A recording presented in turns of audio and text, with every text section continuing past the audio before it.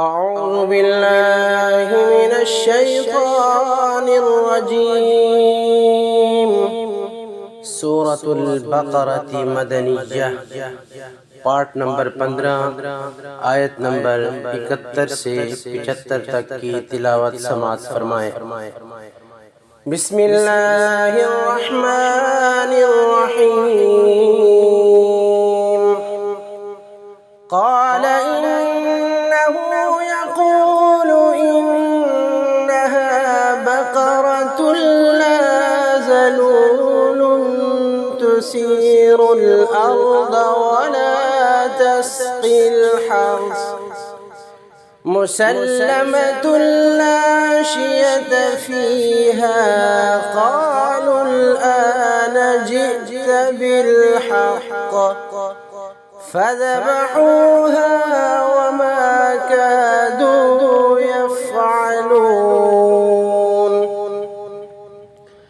وإذ قتلتم نفسا فادارأتم فيها والله مخرج ما كنتم تكتمون.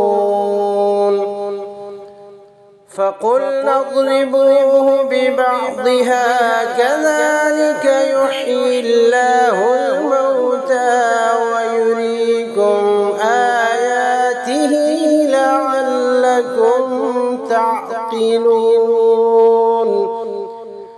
ثم قست قلوبكم من بعد ذلك فهي كالحجارة أو أشد قسوة وإن من الحجارة لما يتفجر منه الأنهار وإن منها لما يشقق فيخرج منه الماء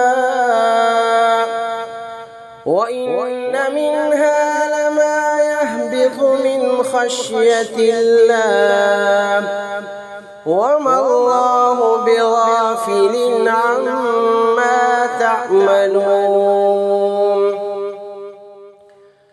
أفتطمعون أن يؤمنوا لكم وقد كان فريق منهم يسمعون كلام الله ثم يحرفونه من بعد ما عقلوه وهم يعلمون.